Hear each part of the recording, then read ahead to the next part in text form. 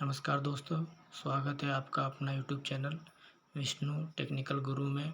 आज हम आपको एजुकेशन पोर्टल 3.0 पर बच्चे का न्यू रजिस्ट्रेशन और उसमें आने वाली समस्या का समाधान बताएंगे।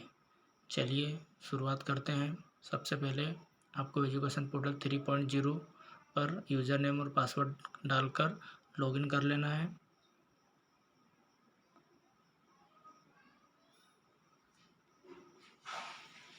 लॉगिन करने के बाद आपको स्टूडेंट डायरेक्टरी में जाना है।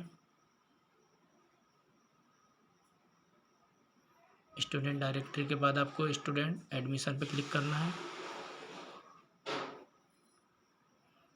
अब यहाँ पर इंटर स्टूडेंट समग्र आईडी पूछ रहा है, जिसमें आपको यहाँ पर बच्चे की समग्र आईडी डालना है और सर्च करना है।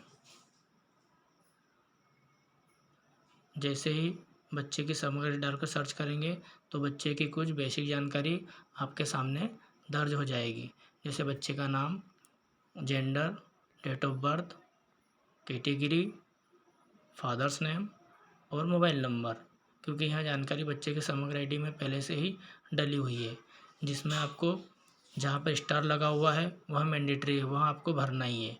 जहाँ पर स्टार नहीं है वहाँ आपको नहीं भरना है।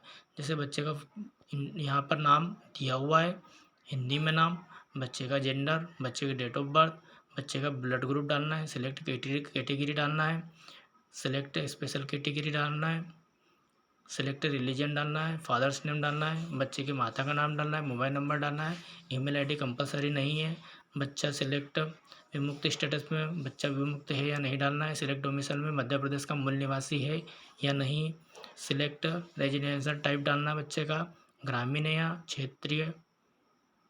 उसके बाद बच्चा बीपीएल कार्ड के अंतर्गत आता है या नहीं, सिलेक्ट डिसेबिलिटी, बच्चा विकलांग है या नहीं।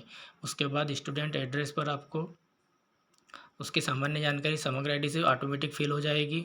उसके बाद नीचे फैमिली अदर इन्फॉर्मेशन के अंतर्गत ओनली गर्ल चाइल्ड में केवल लड़की है या नहीं, इस चाइल्ड ट्विंस में बच्चा जुड़वा है या नहीं कि इन्फॉर्मेशन डालना है। सेलेक्ट नंबर ऑफ सिबलिंग में बच्चे की कितने भाई बहन हैं उनकी संख्या आपको फिल करना है।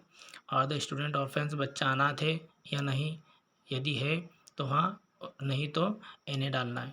इस फादर डेट, पिता की मृत्यु हो चुकी है या नहीं, सिलेक्ट फादर डिसेबिलिटी, पिता विकलांग है या नहीं, सिलेक्ट मीन्स ऑफ लाइवलीहुड, बच्चा के घर में या उसके पिताजी गवर्नमेंट जॉब में है या नहीं, उसकी जानकारी फिल करना है। Select student father guardian retired, उसके पिताजी यदि जॉब में थे तो रिटायर हुए या नहीं है। सिलेक्ट मदर ऑक्यूपेशन, उसकी माता का व्यवसाय क्या है।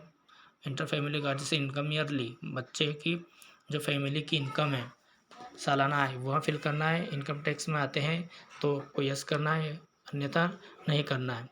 Whether land is more than 10 acres, बच्चे के पास 10 एकड़ से ज़्यादा ज़मीन है या नहीं।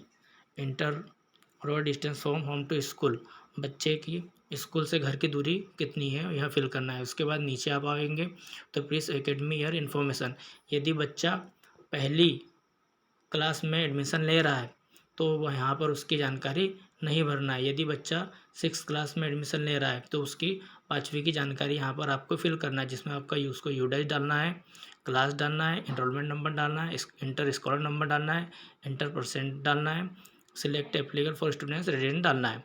करंट एकेडमिक ईयर इन्फॉर्मेशन में बच्चे की ऑटोमेटिक जानकारी को यूडाइज आ जाएगी, क्योंकि बच्चा जिस भी विद्यालय में एडमिशन ले रहा है उसका डाइस कोड यहाँ पर आ जाएगा। सिलेक्ट एकेडमिक ईयर भी आ जाएगा, डेट ऑफ एडमिशन, बच्चे ने एडमिशन कब लिया है, सिलेक्ट क्लास, कौन सी क्लास में एडमिशन लिया है, इंटर इनरोलमेंट नंबर डालना है, दाखिल खारिज में जो सीरियल नंबर रहता है वहाँ, इंटर स्कॉलर नंबर, बच्चे को जो स्कॉलर नंबर दिया गया हुआ है, सेलेक्ट हॉस्टल, यदि हॉस्टल है तो यस करना है, अन्यथा नहीं करना है। अब डॉक्यूमेंट्स की बात आती है। डॉक्यूमेंट्स में यदि पहली कक्षा में बच्चे का एडमिशन हो रहा है तो उसके लिए यहाँ डॉक्यूमेंट्स कंपलसरी नहीं अपलोड करना है, अन्यथा छोड़ देना है। यदि बच्चा क्लास 6 में एडमिशन ले रहा है उसके लिए आपको उसका जाति प्रमाण पत्र, ओबीसी एसटी एससी के लिए, यदि बच्चा विकलांग है तो विकलांग का सर्टिफिकेट आपको अपलोड करना है, बैंक की पासबुक अपलोड करना है, अपलोड इनकम प्रूफ, आय प्रमाण पत्र अपलोड करना है, अपलोड प्रॉपर्टी लाइन बीपीएल के अंतर्गत आता है बीपीएल कार्ड अपलोड करना है, अपलोड डोमिसाइल सर्टिफिकेट, यदि बच्चे के पास मूल निवासी है तो वहाँ करना है। उसके बाद आपको सेव पर क्लिक करना है। अब यहाँ पर एक समस्या यहाँ आ रही है कि जैसे ही हम सेव पे क्लिक करते हैं तो यहाँ सीधा पोर्टल से हमें बाहर कर देता है। उसका रीज़न यह है बाहर करने का, क्योंकि इस पूरी जानकारी को फिलअप करने के लिए आपके पास 1 मिनट से कम समय होता है। 1 मिनट से कम समय में यदि आप इस पूरी जानकारी को भर देते हैं तो यहाँ ऑटोमेटिक सेव हो जाएगा। अन्यथा यहाँ आपको 1 मिनट से ज़्यादा समय लगेगा तो यहाँ पोर्टल से ऑटोमेटिक बाहर कर दिया जाएगा। इसके लिए आपको समय निर्धारित है, समय के अंतर्गत ही आपको पूरी जानकारी फिल करना है।